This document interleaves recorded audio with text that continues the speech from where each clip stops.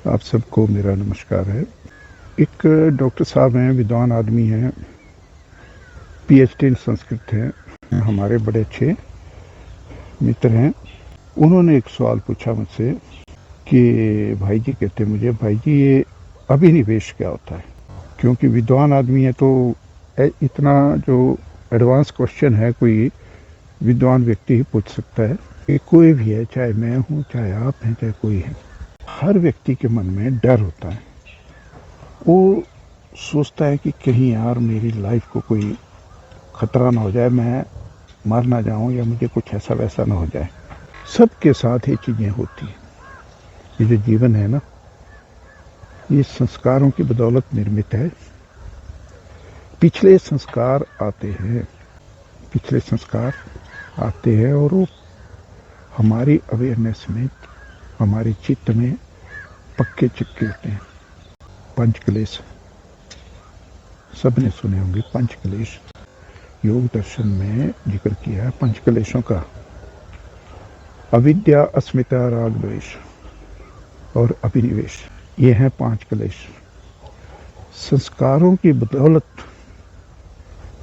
जो हम बंधन में बंध जाते हैं और अविद्या के वशीभूत। अविद्या क्या है? अविद्या को ही इन 5 का कारण माना गया है। अविद्या तो उनमें एक है, 4 जो और है, अस्मिता, राग, द्वेष और अभिनिवेश, ये भी अविद्या के कारण ही पैदा होते हैं।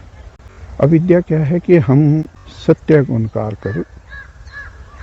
सत्य है परमात्मा, जहां दुखों का कोई अंश भी नहीं पहुंच पाता, वहां निर्मल, स्वच्छंद, हर जगह विद्यमान वो है जो शुद्ध रूप आत्मा परमात्मा का।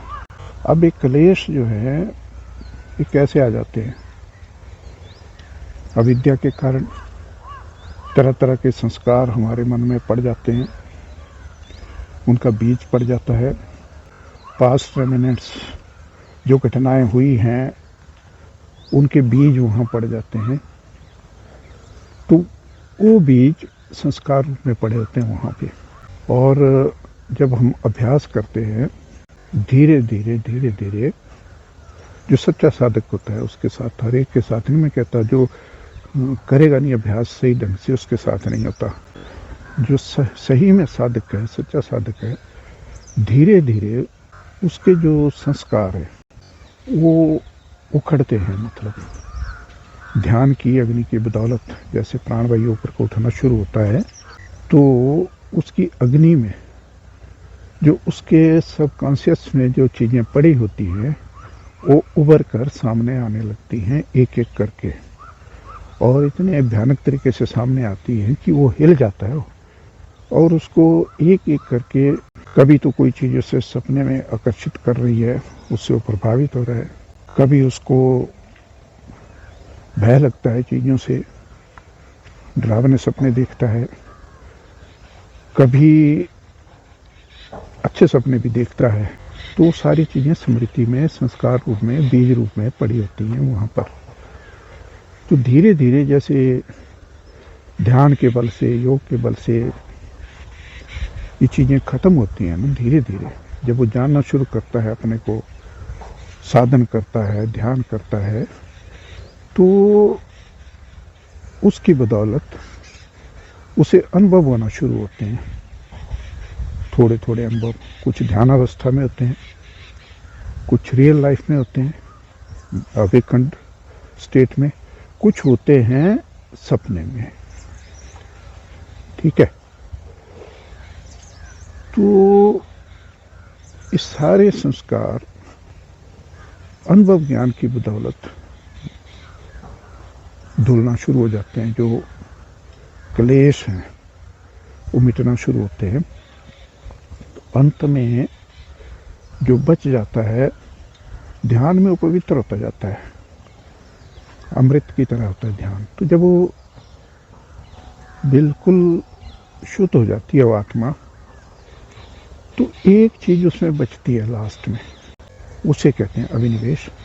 वो है एक भय, एक डर होता है उसको, एक अननोन फियर होता है कि अगर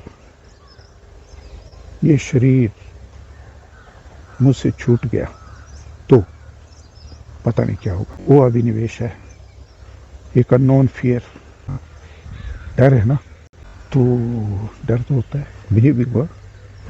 देखो, डर किस बात का, किस बात का डर? जो मृत्यु है, जब हम ये सोच लेते हैं कि होनी है, निश्चित है, हर एक की हुई है, हर एक की होनी है। भगवान आए, इनको हमने भगवान कहा, वो भी नहीं बचे, फिर हम कैसे बचेंगे? तो क्यों ना कुछ ऐसा किया जाए, ये अविद्या, अस्मिता, राग, द्वेष, अभिनिवेश ये मिट जाए, आत्मा का साक्षात्कार हो और अद्वैत का अनुभव हो। अद्वैत जिसे कहते हैं ना, नॉन ड्यूअलिटी, सब एक, सब एक है ना। बूंद सागर में समाती है तो सागर ही कहलाती है। एक डर है, हल्का सा एक डर होता है कि ये छूटेगा शरीर तो क्या होगा। हालांकि जो योगी लोग हैं वो पता नहीं कितनी बार छोड़ के फिर वापस आ जाते हैं इसमें, ये उनके अनुभव होते हैं। कई बार तो नित्य के अनुभव होते हैं, जाते हैं, आते हैं, ध्यान में चले जाते हैं, योग निद्रा में चले जाते हैं, शरीर को छोड़ देते हैं, लेकिन फिर आ जाते हैं। जो आत्म साक्षात्कार का अनुभव है उसमें भी ये चीज होती है। उस वक्त ये रहता है कि शरीर छूट न जाए। और देखो, बड़ी खूबसूरत बात है ये, और कि योगी उस टाइम भी डरता है। जब वो घड़ी आती है मिलने की तो डरता है, अज्ञानता, बस उसे डर लगता है कि ये जीवन चला जाएगा। अरे क्या है इस लाइफ में, क्या पा लिया, क्या पा लेंगे? अगर भगवान को पा लिया तो उससे बढ़कर क्या है? यही थोड़ा सा बताना था। अब पता नहीं मैं इसमें सफल हुआ कि नहीं हुआ। बाकी आप सब साथियों के लिए मंगल कामना, प्रणाम, धन्यवाद आप सबका। ओ